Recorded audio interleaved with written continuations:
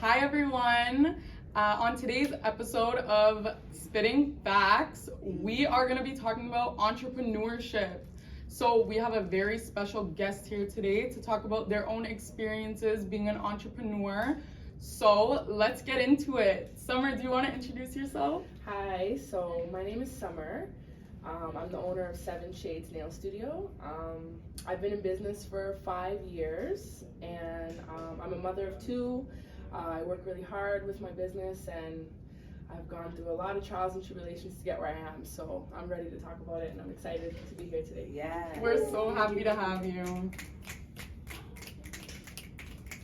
Okay, so did you want to first start off kind of talking about your journey into entrepreneurship? What brought you to entrepreneurship?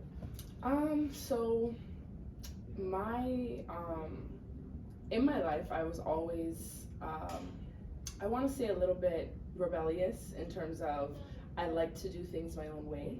I've always been a little bit reluctant to follow certain rules, especially when in my mind I don't agree with them or I think that they don't make the most sense.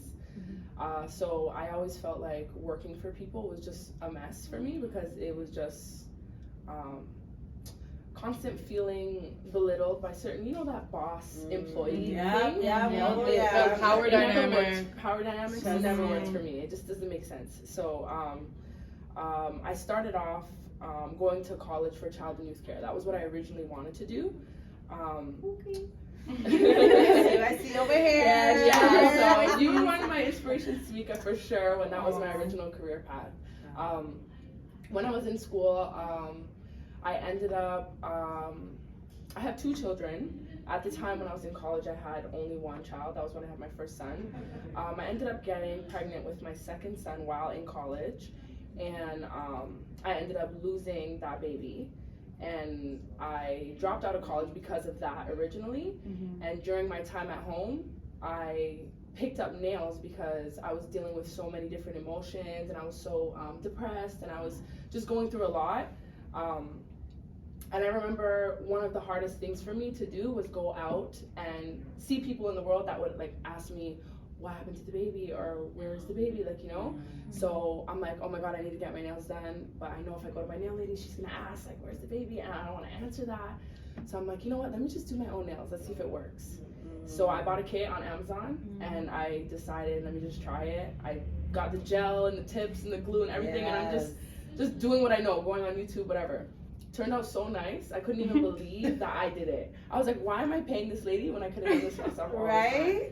So ever since that day, I started practicing on my friends, started practicing on my sisters, and it was a wrap. I realized I'm really good at it, and I made an Instagram page, started getting some followers. At one point, I was begging my friends to let me try because people are so reluctant to let a new nail tech practice on their hands. But it was good. I had a lot of support in the beginning because I was very confident, and I was very, very eager. And I was doing nails all day, all night because I was so excited about this new journey. So the reason why I tell the story in depth like that is because that is probably the most significant circumstance of everything happens for a reason. In terms of a tragedy brought a new chapter to my life that I always feel had that not happened, I may not have chose that career path, which has been so successful for me. So that's basically how I became a nail tech. Wow, that's such an impactful journey. That is, wow. What would you say your biggest challenge was in starting your nail business? I would say my biggest challenge in the beginning was not giving up. Nails are very tedious in terms of very much room for error, and there's a lot that has to do with nails. It's very strategic. So something as small as the way you prep, or the type of tips you use, or the type of products you use could cause lifting or breaking or anything like that. So when I would have clients come back and complain that they broke 5 nails the next day, or their nails lifted off the next day, or those type of things, it would get me so down, and I would just get so frustrated, and I would say, I don't want to do this anymore, maybe I'm not a good nail tech after all. I feel like that's probably one of the biggest struggles in entrepreneurship, period, is getting over those humps of wanting to quit. Because it's really just a phase. And if you're able to get past that, I don't feel like doing this anymore, like I'm over it, there's so much more on the other side. Wow. So. Wow. I remember, I just really connected to what you said about feeling like quitting and how it's a phase. There have been so many times, I don't know if any one of us have felt like quitting. And there's been times where I'm just like, I'm done. Yeah. I'm over this. This is way too much. I don't think I'm cut out for this. Even as a youth worker, there's times where I thought like, maybe this is not for me. Where things gonna work out with a young person or in a certain environment. And I would just really feel like quitting. But I love how you said that it's just a phase and that moment will pass if you make that conscious decision to persevere and to remember why you started in the first place. So thank you for sharing. That really connected with me personally. Oh my gosh. Question. So you have a nail shop. Do you deal with like competition or like customers like not coming back and stuff? And what do you do to like overcome stuff like that? So competition is never something I've ever worried about because I always believe that if you focus on your craft, you don't have to worry about what nobody else is doing. Wow, now Yeah. shift that perspective. Exactly. When you know how good you are, it's exactly. I never thought about that. There's so many nail techs in the world. Yeah. So people will go to the nail tech that treats them the best. Doesn't really matter how many. You can have 10 on the same strip, and they'll go to the people who they like the most. So that wasn't really an issue for me. Yeah. But in terms of like retention and repeat clients, that is an ongoing struggle, I think, for any service provider, because I'm a human and everybody has bad days. You know, sometimes I'll wake up and I don't feel like being at work, and maybe my energy is off. Sometimes I will, my work won't be as perfect as it will other days. I find that sometimes when I know I had an off day and I had a new client that day, that I never seen them again, it will beat me up inside about what did I do wrong that they didn't come back. And it's always an opportunity for growth for me because I will nitpick in my own brain about every moment from they walk through the door, even before they walk through the door, to the communication before they made their appointment, down to them walking in. Was the place clean? Did I greet them properly? Was there toilet paper in the bathroom? Like, you know, those little things, I will go down the list to the smallest little things. Yeah. And even if those reasons have nothing to do with why they never came back, there's always room for improvement, right? Absolutely. So that's kind of how I deal with that in my own mind. So I heard you say some things. I have a question. Would you consider yourself a perfectionist? Yes. Okay. Absolutely. So that was To a fault sometimes. Yeah. Yeah. So being a perfectionist, obviously in your personal life as well as in your business, how have you had to work with that tendency, and has it made its way into your personal life as well? Because obviously being a business owner, there's things that, you know, you try your best and the best is the best. Right. So how has that learning impacted you in your personal endeavors? So perfectionism is a blessing and a curse, because one thing that my perfectionism has taken away from me is my ability to move quickly sometimes. I find it's been years, but now I'm quick and efficient. But for a long time, I was slow and efficient. Well, it's not efficient if it's slow. But it was like good work, but it would take me hours to do a set. And that's because I was such a perfectionist. Like every tiny little thing, like I would have clients that would be like, it looks fine. I'm like, no, I have to fix it. And I'll take it off and like put it back on, because in my head, I just want it to be absolutely perfect. But I guess I kind of had to let go sometimes, and realize that if they're happy, it's fine. Like sometimes it's not that deep. Like, you know, that's kind of like the conclusion I had to come to in order to be as quick as possible, make as much money as possible, and get things going. Because if you spend too much time on one thing, you're gonna like be there all day. So that's always been my issue. That's good. I like that. Wow. I want to ask, how did you, as an when you were starting with nails, how did you come up with things like price lists, or after like finding your friends to practice on, like when you had your first clients, how was that like building a price list and things like that? So that's probably one of the hardest parts, because you don't want to overcharge and be greedy, but you don't want to undercharge and like do a disservice to yourself. So in the beginning, I was doing full sets for $20. No. Oh, I did that for about a wow. year. That's crazy. $20. Yeah, gel too. Wow. God. So I need to be going too. Yeah, I know, right? So I teach now, so this is one of the biggest things I tell my students every single class is, in the beginning, work for as cheap as you possibly can, because that is practice. It's all practice. And not only are you getting the practice you need, but you're building a clientele. And when you're starting, there's going to be some error. There's going to be some mistakes that you make. You can't make a mistake when you're charging a certain amount. Like, you have to charge what you're worth. And it's not that you're not worth a certain amount in the beginning, it's just that you have to sort of understand that people will have a different level of expectation depending on what they're paying. So my price just gradually went up. I started with that price, and I was busy. I was working like 9 hours a day making $100, literally. And I was just going because it was passionate for me. So I wasn't even thinking about the money. I was just so happy to get that many clients. And the cheapness of it brought people through the door. And some of those clients, I still do their nails to this day, and it's 5 years later. So I gradually went up to $35. Then I got a job in a salon, which is my first time working outside of my home. And at that point, I was charging like $60 for a full set. And then I moved from there and got my own studio, and prices went up like a little bit. So I think as I entered new seasons and new chapters of my business journey, I would up the price a little bit. But I would always do a huge promo before I up my price. That was like a thing. So that I can give back for a minute and then say, oh, sorry, but we're going to up the price a little bit. You know what I mean? So people don't feel like just hit with it. Yeah, so that's that. That's a good question. How did that, like, you're saying you're working 9 hours a day for $100, like that's less than minimum wage. How does that affect, like, if that's your only source of income, how was that experience for you? So at the time, I was living with my sister. So that, like, to this day, I thank her.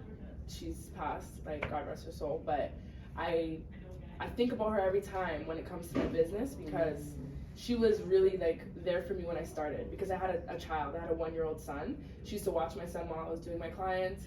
We shared a place, so she would help with the rent if I didn't, like, you know, make my end, because I was not making as much money doing nails. That's honestly how I did it. It was my sister. She helped me with all of that, so that was really good. That's dope. Yeah, that's a good sister. I can't imagine any of my family members doing that for me. Right? That's amazing.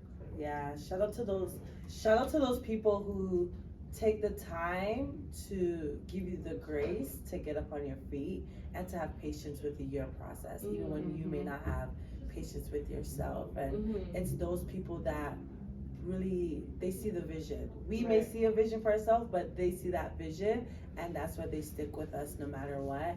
And it's people like that, when we get to where we get to, we look back and we're just grateful and don't forget where we're coming from. So shout out to your sister, rest her soul, but I'm happy that she was able to make an impact and imprint on your heart, that you're able now to live on and allow her life to be a legacy through your work. So that's dope. Yeah, that's amazing. I love that. Thank you. So about the family bit, did any of your family like support you like throughout your journey other than your sister? Oh yeah, my family is full of girls. I have 7 sisters. All my cousins are girls. I have like a couple boy cousins. So I've done every single member of my family's nails at least once or twice. Nice. I'm not accessible for all of them, but for the ones that I am, I'm like their nail tech. Like my sisters, my cousins, all of them. In the beginning, they were coming to me to support me because my work wasn't as good yet, and I remember I would be so appreciative of the ones that would come back, because sometimes there were issues, like the nails would break, or sometimes I would make them bleed or cut their cuticles, like little things like that. And as a nail tech in the beginning, it happens. Anyone who's ever gonna like become a nail tech, don't beat yourself up if like one little nick happens because it's a thing.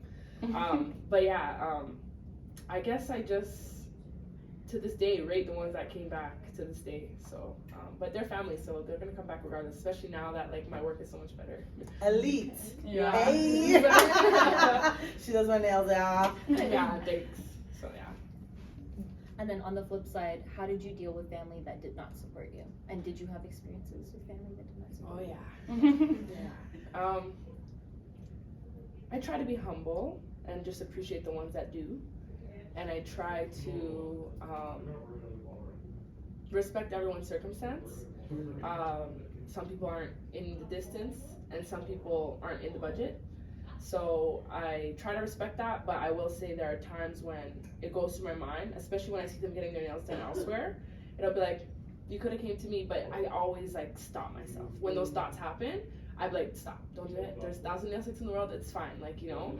And if I had a family member that was like providing a service that I get, and I had a service provider for that already, just because you're my family doesn't necessarily mean I want you to replace my service provider. That's true. So I try to be humble with that, even though like, you know, I'll have those thoughts. I just like let it go. Like, forget it. Like, you know? Yeah. That's fair. So what advice would you give to someone that's starting out maybe in a similar field or starting out as an entrepreneur that doesn't have any of that family support? Is there any like tips or? The biggest tip was the one I mentioned already, which is start off with the cheapest price. Yeah. So that you just get people through the door. And once people are through the door, you entice them by being kind, by being friendly, by providing, like in the beginning of business, it sucks, but you have to kiss ass. Like you have to make your clients come back in any way. Like be nice to them, like offer them little discounts. You're like, you know what, girl, I got you. Like it's fine. Like we can work on it today. And even if you didn't do the greatest job, they'll never forget how you made them feel. Absolutely. So that's very important, is customer service. That's like the number one thing, because I have clients that to this day, they moved far away or they're in different places in their life, but they still come back to me because they say like, Summer, like when I come to you, it's like therapy. We have great conversation, like the vibe is so nice, and I know they don't even care to get their nails done, they just want to come because they enjoy my energy. So everyone's personality is different, but if you can provide something that's outside of what your service is that makes people feel great, it's the best way until I get people in the door. Yeah, I feel like once you have one good experience with someone, you're gonna want to go back again and again, and that's like what traps you in. Not traps you in, but like, you know, entices you. And there's this quote that I don't remember it word for word, but it always says like, people does not remember what you did, but they remember how you made them feel. Not even what you say, it's how you made them feel.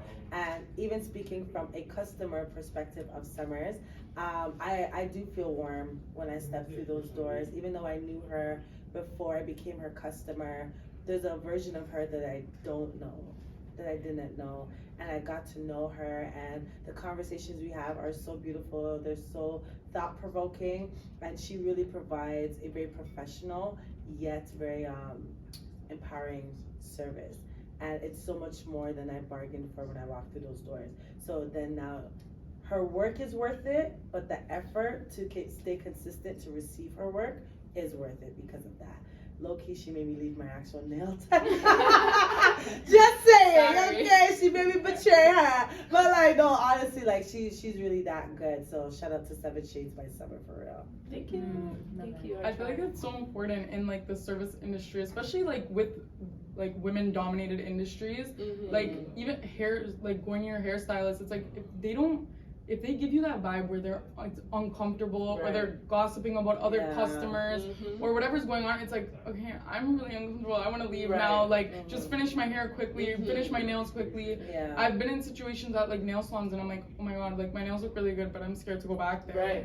Like, I feel like I'm gonna be confronted with something, or I'm like nervous to speak or speak my mind, like to tell you, oh, I don't like the way this nail looks, and then I'm scared I'm gonna be thrown out the door. To have that like personable service where you can feel like, okay, like we're not best friends, but we have a working relationship where I can talk to, communicate my needs, and we can like have something pretty come out of it.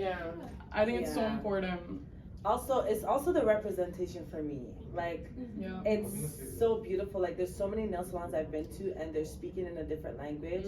I don't know what they're saying and I know they're talking about my nails and it's so disrespectful. And like just being able to go to another black owned nail salon and just support someone else that I know that's trying to do the best for themselves and speaks to me in English and does their best to build a relationship with me, it makes a difference. It really, really makes a difference.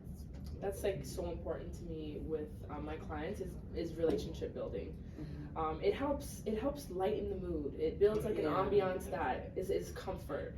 And then when you're comfortable, you are ultimately gonna get the best service possible because that means we can work together about, okay, what are we gonna get today? Like how are we gonna make this design happen? How are we gonna both put our ideas in? If you're uncomfortable to talk to me, then that is not gonna work. There have even been times where I was like debating on what my next chapter was gonna be. At one point I was thinking about opening a nail salon with multiple nail techs. And the reason why I decided against that was because the private ambiance of my studio is what my clients love. So I'm like, if I change this to a busy with traffic like nail salon, I feel like there are certain people that will miss the privacy and the one-on-one session that they would have with me. So that's like it's a part of my brand. The vibe. Even we used to give champagne on Fridays. Like that's like literally the vibe I'm going for. Is chill, like you know. That's yeah. nice. So I've heard you say a few things. I'm like the mirror that will kind of like echo back to you. Yeah. But so I heard that you say you did some time in CYC, and then I heard you just repeat that relationship is something that you make people like come back for. Yeah. And then you also said that it's also about providing something beyond what just the service is, right? And then you just now mentioned the privatized space. Yeah, so exactly. Are you being intentional in like bringing that, like bridging that relationship? Like, are you doing some CYC work in your nail salon? Yeah, actually, honestly, like, yeah, I have so many clients that say I'm their therapist. That's what they call me. Like, they're just joking around, but like, I definitely walk my whole life with skills that I learned from that program. Like, I would never regret it, even though I didn't go that career path, and I didn't even graduate. I did 2.5 years, even though it's a 3-year program. I learned so much, and yeah, I definitely think it affected my personality and my personable skills and how I communicate with people, and even made me a better parent to my children. So yeah, I never looked at it like that, but I guess that's kind of what's happening. Like it is a little bit of a bridge, yeah. I literally hear you using all the language, and funnily enough, I'm so sorry. Funnily enough, that's actually kind of where my journey took a little halt with CYC. Did you do CYC as well? I am in CYC. I got to 2.5 years, and then I literally took a break. It took me 2 years. I went into a different path myself. I tried to become a lash tech, and then I ended up getting married, and then I broke my wrist, so I couldn't actually continue with the lashing because I needed 2 hands. Yeah. And it was a whole journey. Long story short, last year I came back into CYC, and I'm happy that this is where I'm at. But just hearing you talking, even when you walked into the doors of the space today, I was like, it's the energy for me. Oh, okay. You know? Yes, I love that. I love that. That's dope. That's dope. Awesome. I love that. I know you said you didn't graduate the CYC program, so I wonder how important you think education is to entrepreneurship. Not necessarily like nail courses, but like even just a business class. Like, how important do you view that? I think post-secondary education is very important. I can't even imagine what my life would be like if I didn't spend that crucial point of development of my life and of my adolescence in college. College is not about using your degree to get a job. That's my belief. I believe college is a place where you learn, grow, and meet people and expand your networking. Like the people who you know, the people who you meet in college, you'll sometimes stick with for the rest of your life. And I don't think it even matters what you take. I think everyone should experience college. That's just how I feel. I don't think I would be a successful businesswoman if I didn't do CYC, because as you just noticed, it's like I'm taking some of those some of the education I got during that course into my life and into my future. And I never even took a business course. And you know, that's probably one of the things I struggle with the most is like the business aspect with numbers and with like, I can't even tell you what I'm missing because I don't know. Like that's something I want to do is take a business course. So I can see where I lack business education. So I can't imagine how much more I could be excelling if I did. Yeah. So yeah. That's good. I love that. Yeah. I love that because I like when I first entered college, I didn't finish the program I was in, and so I feel like, but it helped me grow so much as a person, and I was like, even if I don't like finish this diploma, which I'm finishing now, but at that time I'm like, even if I don't, I feel like I've learned so much, from the people around me, people in my classes, hearing their stories, learning about different like methods and approaches to life and to counseling and to all these different things. It's like, oh my god, my world that was so small in high school like just expanded times 10. Yeah. And so like I was kind of content with like, if I don't decide to go down this career path, like that experience was so enriching for me. Yeah, I love that you said that. That was, I think a lot of people like struggle with that. They feel like what they take in college is the end all be all. Yeah. And it's not, and it doesn't have to be. And I still even want to go back to college for other things that are completely unrelated to my career, to what I even want to do in my life, because I'm personally like a knowledge junkie. I love to learn. Like on my days off or on my not Friday night, I will be watching documentaries, like, you know, instead of Netflix series. Like it's just something that I enjoy. So as long as you're interested, I think is the only thing you need to make sure in terms of going to college. Don't do something you're not interested in because you're not going to do it. That's true. That's going to be a waste of time and money. But as long as you're interested, who cares if there's a job after that? Just do it. That's how I feel. That is not said enough. Yeah. Facts. It's not at all. Like, I've never heard anyone say that to me. Like, you feel like you need permission for things like that. To just go to school and explore things that you're interested in. You don't need permission. Like, just do it and see where it takes you. Like you've said, your journey's been so like everywhere. You would have never expected that, right? So like just take life for as it is. I feel like it's so like meaningful when you do that. I do want to ask you in regards to marketing. I know you said that you were thinking of doing some business courses and things like that. But like, what have you found successful in marketing, and how did you kind of navigate that? So I feel like my situation is a little bit unique, in the sense that I've never really done much marketing. Like my entire career is based off of organic growth. Organic growth. Tell a friend to tell a friend. All I do is post my work and people just love it. And I've been fully booked for years just off of my Instagram page. I have business cards. Thank you. That's marketing. Yeah, I guess it is marketing, but I don't know. I guess sometimes I look at marketing as you're supposed to post an ad and pay for a billboard, and like, you know what I'm saying? I think the traditional, I think I overthink it. And I think a lot of people overthink it in terms of marketing, especially when I see some paid ads on Instagram. Sometimes I'm like, girl, you should have paid for more education before you posted that. Like, you know what I'm saying? I feel like there's a lot of people that put energy into the wrong things. Like, worry about like the logo exactly, and like the brand name and the website. And I even tell my students this: focus on the craft first before anything. Focus on the craft. That's more important than anything, because if focus on the craft. And everybody in the back. It's facts. And I teach my students that. I teach a nail tech course where you learn the basis of application, and I also teach a separate nail art course. I have some people that ask if they can take them both at the same time, and I always say no. You have to take the foundation course first and practice for a couple weeks, and once you've got that down pat, come back and take the art course. Because if you take the art course at the same time, you're going to be so excited about focusing on the art that you're not going to focus on the foundation of the nail. And the nail could look beautiful, but if it breaks, there's no use of the art that you just did. Whole message.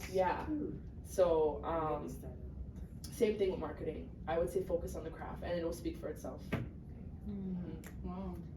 I think that's like a huge thing that you mentioned, because even like in my journey, for that short period of time where I did try to take up lashing, I was very immature, to be quite honest with you, and I was focusing on the brand. I was focusing on like, does my name look cool? Do I sound nice? You know, because like, and you know what? It was all out of good intentions. I was young, I was ambitious, and I just couldn't wait to be that person that like everybody went to. And I think all young aspiring entrepreneurs can't wait until they see that success, right? Because like, you see people online, especially it's the influence. It's the influence of it, right? And like, who doesn't want that? But I think like the message I'm getting from you is so humbling that at the end of the day, if what you do is good, that's gonna talk. Yeah. Right? Absolutely. There's only one way to get there, and that's practice and perseverance. And I feel like that's what my whole brand is result of that exact thing, practice and perseverance. So Wow.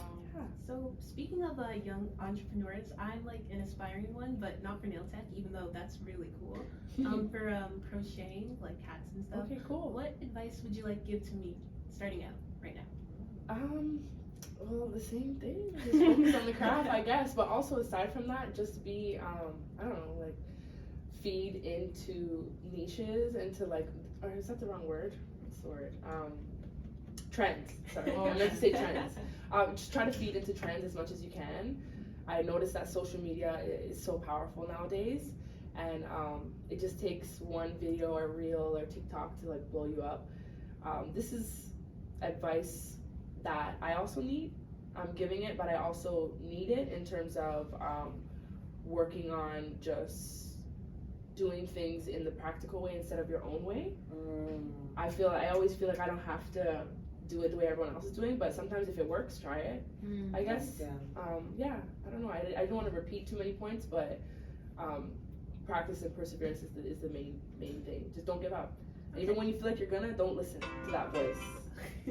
Okay. Yeah. Thank you. No problem. I'm wondering, like, how did you, at what point in your journey did you discover, like, damn, I'm really passionate about this? Like, this, I need to keep doing this. That's good. I think the first time I got, like, a couple high-profile clients. Drake. Yeah. Okay. Thanks, girl. Like Instagram influencers with like millions of followers and that sort of thing. Oh wow. I do an artist nails, like a singer. Like I have a couple high profile clients, that like a couple managers of artists and that sort of thing. And I think the first time I got a message from an Instagram influencer. She has 3 million followers. Wow. And I remember I was walking through the mall and I seen in my request on Instagram, and you see how like in the request box it will just say how many followers they have. Mm-hmm. I seen the M. Wow. And I swear I almost fainted. It was not that, like, looking back, it was like, I don't know why it was so important. It was such a moment for me. Yeah. I called my sister. I was like, oh my god, she wants to work with me. She's like, oh, like, do you want to collab, whatever. She wanted like her nails done, and I did it. It was a great thing for my business. I got lots of exposure from doing her nails because she posted me, and it was great. It was awesome. That was the day that I'm like, oh, I'm it. Like, you know, that was the day. Yeah, I remember. That was like 3 years ago, maybe 2 years ago now. Wow, this has been an amazing conversation. I love this. I love your story. It's so like impactful, especially Yes. as a younger. Thank you. Yeah. It's inspiring, like, just to hear about how your journey was so unplanned and where it took you and how successful you are is so like inspiring and empowering, especially as a woman. Like, just to hear the successes that you've gone through, it's amazing. Thank you. Thank you. Okay, so as we are closing out now, I want to give you the space to tell us where we can find you, online, in person, and let us know about any other endeavors you have going on that you want to promote. Thank you. So my Instagram is 7 Shades. It's spelled SEVYNN Shades. My business is named after my daughter. Her name's Seven. Yeah, my website is 7shades.ca. And I have a lot of things coming up. I'm really excited for the future, actually. I'm looking at expanding soon. My goals are to open a bigger studio where I can rent spaces to different entrepreneurs. So I'm hoping to start that journey within the next year, couple months, hopefully.